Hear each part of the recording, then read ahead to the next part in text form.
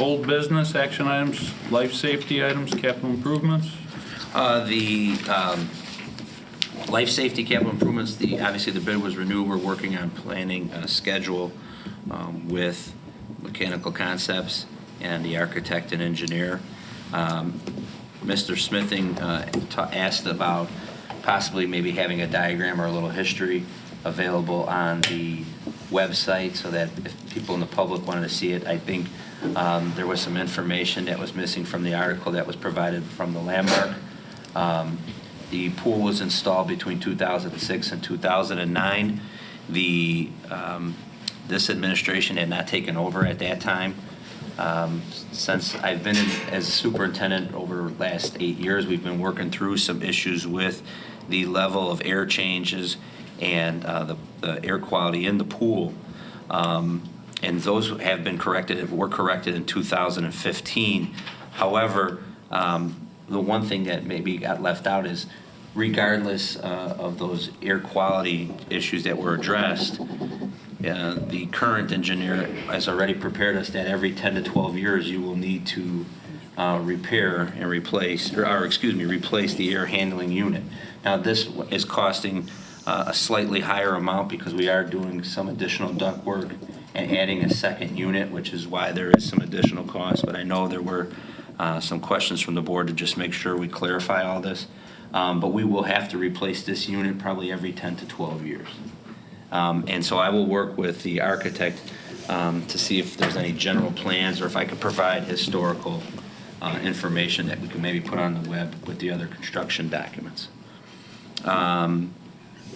Again, all this is almost $600,000 of the $800,000 projected, or $780,000 in repairs will be covered by life safety bonds, which the board approved last school year.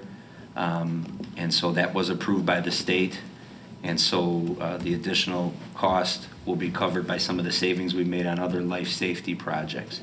If the state did not approve that as a life safety item, we still would have had to come up with that $780,000 to address the replacement of that unit and that redesign. So that hopefully will help clarify some of the questions.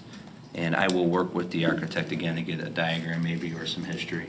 I think the one important point to make is somehow we missed the boat as a board. I mean, it was before we're a continuing body. We weren't, I don't know that anybody was a member then, but the design was not really correct and it was installed wrong. And the reason, it didn't, like the opening in the roof was not lined up with where the opening in the air handling unit was, so it was not working right anyway, and it was overworking for several years before we finally figured, Kevin and Joe Hatchie figured that out with our consultants. And when they looked, so we wanted to make sure with the new design that none of those kind of issues would happen. The other thing that our consultant said is really the way that the ductwork was set up wasn't the best for the design of that system, and that's why there's a little extra, I shouldn't say a little, I mean there's some extra cost this time to fix the ductwork, but the hope is in the 10 or 12 years, then all they have to do is slap the new unit I think the on there. ductwork's going to be better this time. Yeah. We're doing it. Right. Plus we're going to 2 units instead of 1. Two Right. units instead of the one. Right. So could you remind me, from a percentage use, what percentage is used for the school and what percentage used by the community? What do you think? I mean, we rent the pool out 6 days a week. Definitely 5 days a week through the Academy Bullets. That's almost year round, and we run some lessons in the summer. We do all the park districts. We have an intergovernmental agreement with Brookfield and Riverside. Their summer day camps. Use the pool 1 day a week in the summer for exchange some of their field use. And we have the intergovernmental agreement with North Riverside for the exchange of field use for softball. So I would say, it's heavily So used. it's probably more used by the community than it would be by the, would you say? I mean, you got the gym using it, right? You got the PE classes use it. classes, right? Boys and girls swimming and boys and But I mean, girls. it's probably Water polo, almost yeah. 50-50, right? Used. Yeah, it's heavily used by the community as Yeah, well. all right. We have And in exchange, we got intergovernmental agreements for use with the various communities, right? Yes. Villages.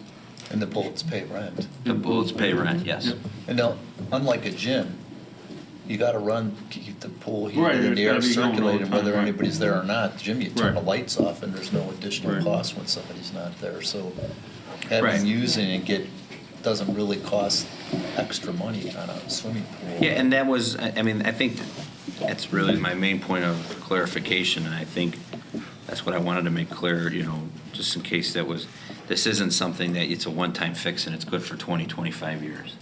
You know, with these changes, we'll still have to spend money every 10, 12 years, because that unit is used 24/7, 365. You can't shut it off.